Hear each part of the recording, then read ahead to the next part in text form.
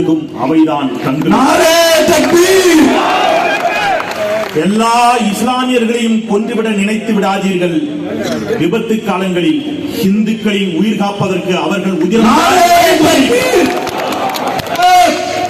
உறக்க சொல்லிவிட்டு இந்த மேடையில் யோசிச்சு பாருங்க. சிறப்புரையா இஸ்லாமியரா இல்ல, எங்கள் பெருமதியாகக்கூடிய ராசா அவர்கள், எங்கள் போற்றுதலுக்குரிய சகோதரி தமிழச்சி தங்கபாண்டியன் அவர்கள், செந்தில்வேல் தமிழச்சி தங்கபாண்டியன், ராசா இந்த மேடையில் நிற்கிறோம் என்றால் என்ன அர்த்தம் தெரியுமா?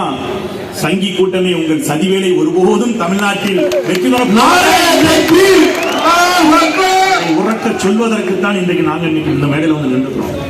நான் இன்றைக்கும் பேரன்பு கொண்டு நேசிக்கக்கூடிய கண்ணியத்துக்குரிய சட்டமன்ற உறுப்பினர் ஜவஹர்லால் சார் உள்ளிட்ட அனைவருக்கும் மாண்புமிகு நம்முடைய நாடாளுமன்ற உறுப்பினர் தமிழச்சி தங்கபாண்டியன் அவர்கள் வந்திருக்கிறார். இன்னும் சில நிமிடங்களில் ராசா வந்து விடுவார். அனைவருக்கும் என்னுடைய வணக்கத்தை சொல்லி, நான் என்றைக்கும் பேரன்பு கொண்டு உயர்ந்தும் மேலாக நேசிக்கக்கூடிய என்னுடைய இஸ்லாமிய அண்ணன் தம்பிகளே, அக்கா தங்கைகளே, அண்ணன் தம்பி அக்கா தங்கை அந்த வார்த்தை ரொம்ப முக்கியம்.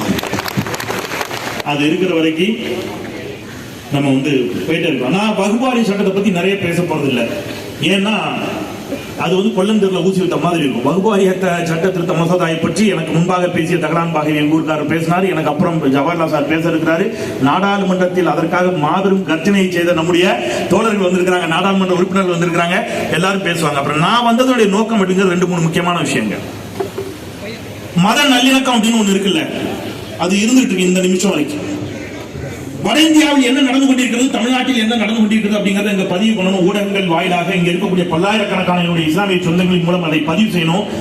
நாடு இன்றைக்கு எவ்வளவு பெரிய பேராபத்தில் இந்தியா சென்று கொண்டிருக்கிறது, தமிழ்நாடு எவ்வாறு விதிவிலக்காக இருக்கிறது அப்படிங்கறத நீங்க தயவு செய்து புரிந்து கொள்ள வேண்டிய கட்டாயத்துக்காக நான் இன்னைக்கு வந்திருக்கிறேன். சில அரசியலை கூட நான் பேச வேண்டிய கட்டாயத்தில் இருக்கிறேன், தப்பா எடுத்துக்க மாட்டேங்க நான் நினைக்கிறேன். எஸ், நீங்க வந்து இன்னைக்கு ஏதோ இஸ்லாமியருடைய பிரச்சனை, வகுபாரிய தடை சட்ட திருத்த மசோதாங்கிறது ஏதோ இஸ்லாமியர்களுடைய பிரச்சனை, இஸ்லாமியர்களுக்கு மட்டும் இந்த சிக்கல் அப்படின்னு தயவுசெய்து யாரும் நினைத்து விடாதீர்கள். அடுத்தது அவங்க கிறிஸ்தவர்களுக்கு வரப்போகிறார்கள். இப்பவே வச்சுட்டான், கிறிஸ்தவர்களுடைய நிறுவனங்கள் எவ்வளவு இடம் வச்சிருக்குன்னு அடுத்தது ஆரம்பிக்கிறான். ஆர்கனைசர் RSS பத்திரிகை எழுதுகிறது, கிறிஸ்தவ நிறுவனங்களிடம் எவ்வளவு இடங்கள் இருக்கின்றன அப்படின்னு எழுத ஆரம்பிச்சிட்டான். நீங்க நம்ம பில்கிஸ் பானுவை பத்தி பேசிட்டு இருக்கிறோம், மேடைக்கு மேடை கதறோம். அதற்கு முன்பாக ஸ்டேன் சாமியா, அதற்கு முன்பாக ஒரு பாதிரியார உயிரோடு எரித்துக் கொண்டார்கள். உங்களுக்கு நினைவுக்கு நினைக்கிறேன், ஒடிசால ஒரு பாதிரியார், அவருடைய மகன் 2 பேர், ஒருத்தன் 10 வயசு, ஒருத்தன் 6 வயசு, ஒருத்தன் பேர் பிலிப், ஒருத்தன் பேர் திமோதி. அப்பா 2 பையன், 2 பேரையும் ஜீப்ல வச்சு உயிரோடு துடிக்க எரித்து கொன்றார்கள். பஜ்ரங் தள் அமைப்பை சேர்ந்தவர்கள். தாரா சிங் என்றவன் கைது செய்யப்பட்டான், மரண தண்டனை விதிக்கப்பட்டது. அதன் பிறகு அது ஆயுள் தண்டனையாக மாற்றப்பட்டது. பல நேரங்களில் அவனுக்கு பரவலாம் கொடுக்குறாங்க, வெளியில வந்து போறாங்க. அப்போ கிறிஸ்தவர்கள் இந்த நாட்டில் எவ்வளவு இன்னலுக்கு உள்ளாகிறார்கள் அப்படிங்கறத நம்ம பார்க்கிறோம். மணிப்பூரில் கிறிஸ்தவர்களுக்கு எதிரான அந்த அடக்குமுறை கலவரம், கல்லறைகளுக்கு சென்று கல்லறைகளில் புதைக்கப்பட்டிருந்த கிறிஸ்தவ சடலங்களை தோண்டி எடுத்து சிதைத்துக் கொண்டிருக்கிறது அங்கே அந்த மதவெறி பிடித்த கூட்டம். அப்போ மணிப்பூரில் கிறிஸ்தவர்கள் பெரும் தாக்குதலுக்கு உள்ளாகிறார்கள். குஜராத்தில் 3 வயது குழந்தை சாலிகா, 5 மாத கர்ப்பிணி தாய் பில்கிஸ் பானுவின் கழுத்தை கட்டிக்கொண்டு கதறி துடித்தது. கொடூர பாவிங்க, அந்த தாயின் கழுத்தில் இருந்து தாயை மார்போடு சேர்த்து அணைத்த அந்த 3 வயது குழந்தையை பிடுங்கி அந்த குழந்தையின் காலை புட்டிச்சு தரையில் இருக்கிற கல்லில் அடிச்சு கொண்டாடுங்க. 5 மாத கர்ப்பிணி பில்கிஸ் பானு கூட்டு பாலியல் வல்லுறவுக்கு உட்படுத்தப்பட்டால், நீதிமன்றத்தின் மீது இருக்கக்கூடிய நம்பிக்கை எல்லா நீதிமன்ற படிக்கட்டுகளில் ஏறி இறங்கினால், நீதிமன்றம் 11 பேரை கொடூர குற்றவாளிகள் என்று அறிவித்து தீர்ப்பளித்து சிறைக்கு அனுப்புகிறது. பாரதிய ஜனதா கட்சி ஆட்சிக்கு வருகிறது. நாம் எல்லாம் நம்முடைய இந்தியாவினுடைய 75வது சுதந்திர தினத்தை நம்முடைய 4 வர்ண கொடியை ஏற்றி மிட்டாய் கொடுத்து வந்தே மாதரம் ஜெய்ஹிந்த் என்றெல்லாம் சொல்லி நாம் சுதந்திர தினத்தை கொண்டாடி கொண்டிருந்த அந்த வேளையில் பில்கிஸ் பானுவை கொடூரமாக பாலியல் வல்லுறவு செய்த அந்த 11 குற்றவாளிகளையும், இந்த எனக்கு வாயில தான் வந்த கதற களவாணி பள்ளியில 11 கொடும் குற்றவாளிகளை விடுதலை செய்த ஒரு பாரதிய சர்க்கார் இந்த பாரதிய ஜனதா கட்சி அரசு. அதுல என்ன காரணம் சொன்னாங்க தெரியுமா? அதுதான் ரொம்ப முக்கியம். அதை ஏன் இந்த மேடையில் நான் திருப்பி திருப்பி பதிவு பண்றேன் அப்படின்னா காரணம் இருக்கிறது நண்பர்களே. என்ன போல ஒரு ஊடகவியலாளர் போய் கேட்கிறான், அதுல ஒரு எம்எல்ஏக்கள் அடங்கிய ஒரு குழு, அவங்ககிட்ட போய் கேட்கிறான், ஏன் இந்த 11 குற்றவாளிகளை விடுதலை செய்தீர்கள் என்று கேட்ட பொழுது, இது நான் இப்ப சொல்ல போற வார்த்தை இந்து சகோதரர்களுக்காக, நான் சார்ந்திருக்கக்கூடிய இந்து மதத்தைச் சேர்ந்த என் சகோதரர்களே, செவிகள் இருந்தால் கூர்ந்திட்டு கேளுங்கள், ஊடகங்களின் வாயிலாக கேட்கக்கூடிய இந்து மத சகோதரர்களே, பாஜக என்ன சொல்லிச்சு தெரியுமா? ஏன் இந்த 11 குற்றவாளிகளை விடுதலை செய்தீர்கள், குற்றம் நிரூபிக்கப்பட்டவர்கள் என்று கேட்ட பிறகு, S because they are all Brahmins என்ற பதில் வந்தது. என்ன அர்த்தம்? இந்த நாட்டில் பார்ப்பனர்களை தவிர வேறு யாருக்கும் வாழ தகுதி இல்லை என்ற ஒரு இடத்திற்கு பாஜக அரசு சென்று விட்டது.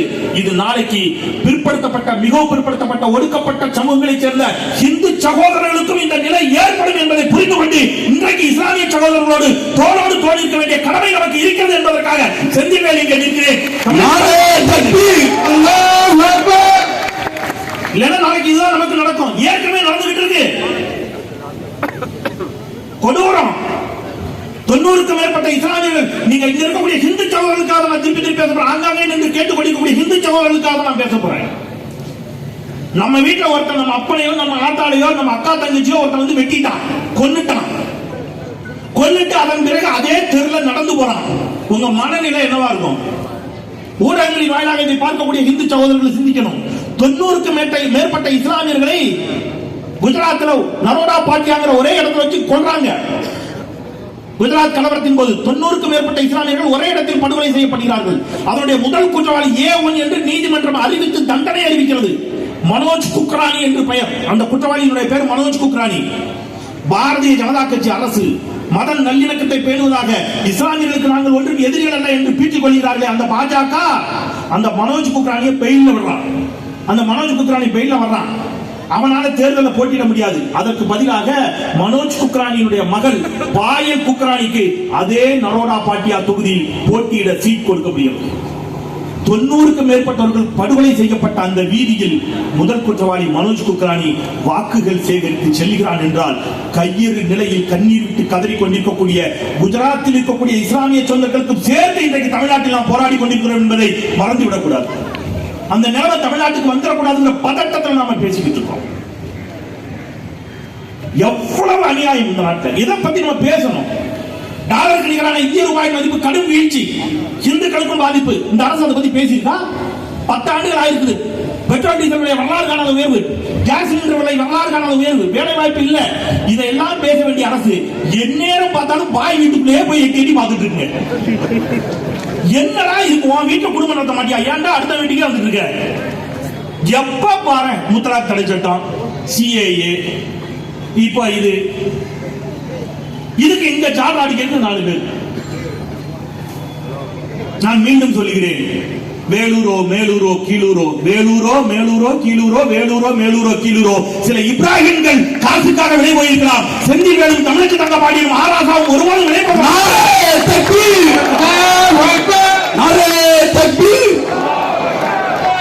புல்லா வச்சோம்னா இஸ்லாமியன் நம்பிடக்கூடாது பொதுமக்கள். அதுக்காக சொல்றேன். திருட்டு பய கூட்டம் கொஞ்சம் இருக்கும், போய் வெக்கம் இல்லாம பேசுறாங்க.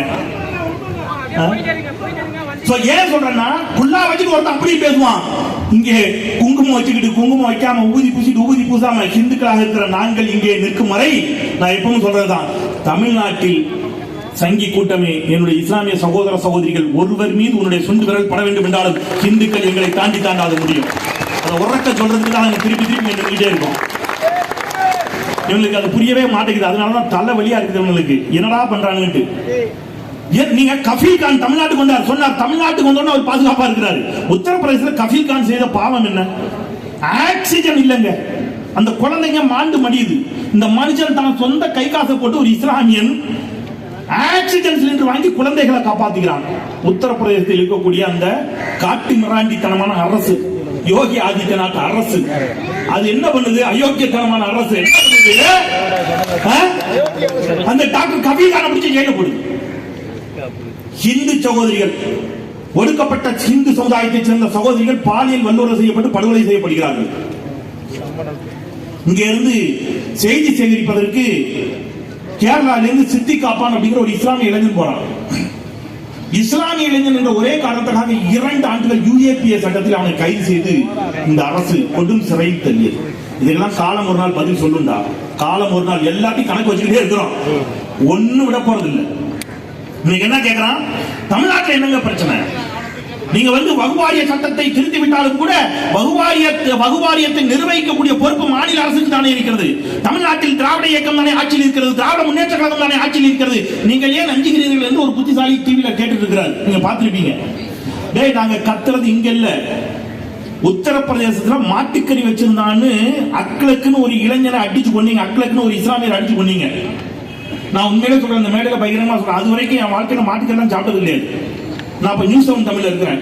எங்கேயோ உத்தரப்பிரதேசத்தில் இருக்கக்கூடிய அக்களுக்கு என்ற ஒரு இஸ்லாமியனை மாட்டுக்கறி வைத்திருந்ததற்காக அடித்துக் கொண்டார்கள் என்று சொன்னவுடன் இங்கே நாங்கள் நியூஸ் 7ல இளைஞர்கள் எல்லாம் சேர்ந்து தேடுறா, சென்னையில எங்கடா மாட்டுக்கறி இருக்குன்னு பாடுறா, போய் மாட்டுக்கறி சாப்பிடுவோம்டா.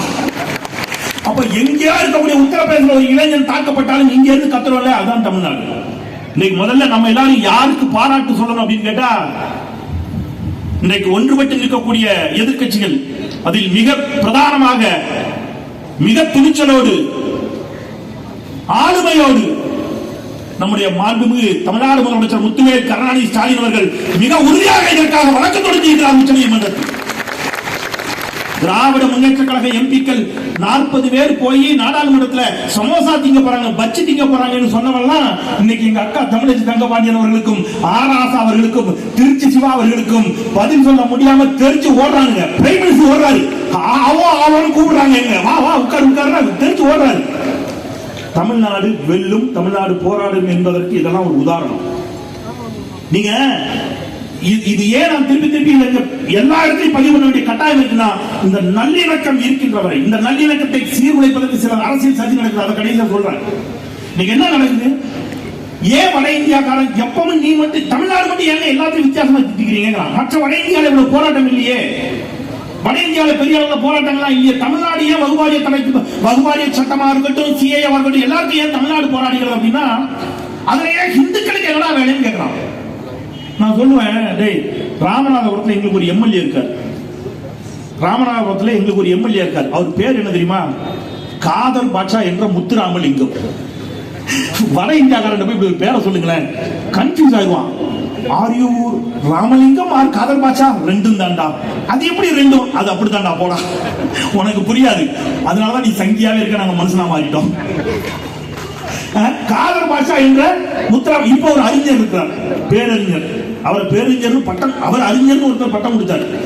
அறிஞர் அவருக்கு பட்டம் கொடுத்தவர் பேரறிஞர். பட்டம் கொடுத்த பேரறிஞர் சீமான். அறிஞர் அவர் யாருக்கு பட்டம் கொடுத்தாருன்னா, நம்ம ஐயா ஹெச் ராஜாவுக்கு. இப்ப அவர் என்ன சொல்றாரு, ஹெச் ராஜா நம்ம ஜவாஹர்லால் தொகுதி தான் நினைக்கிறேன், பாபநாசம் தொகுதியில் அந்த கோயில், உங்க தொகுதி தான் சார், பாபநாசம் தொகுதியில அவருக்கு அங்க இருக்கக்கூடிய ஒரு பெருமாள் கோயிலுக்கு ஒரு அரங்காவலரை நியமிக்கிறாங்க. அவர் இஸ்லாமியர் பெயர். இவர் பதறான், ஒரு இஸ்லாமியரை எப்படி நியமிக்கலாம்னு கத்திட்டாரு. அதுக்கப்புறம் என்னடா ஃபேக்ட் செக் பண்ணா அவர் ஹிந்து. மண்டை காஞ்சிட்டான். ஹிந்துக்கு ஏன்டா இஸ்லாமியர் பேர் வச்சாங்கன்னா, அவர் டெலிவரி, அவங்க அம்மா டெலிவரி ஆகும்போது அவ்வளவு சிக்கல், உயிருக்கு போராடிய தருணத்துல ஒரு இஸ்லாமிய மருத்துவர் தான் தாயையும் சேயையும் காப்பாற்றி கொடுத்தார் என்ற நன்றி உணர்ச்சிக்காக ஒரு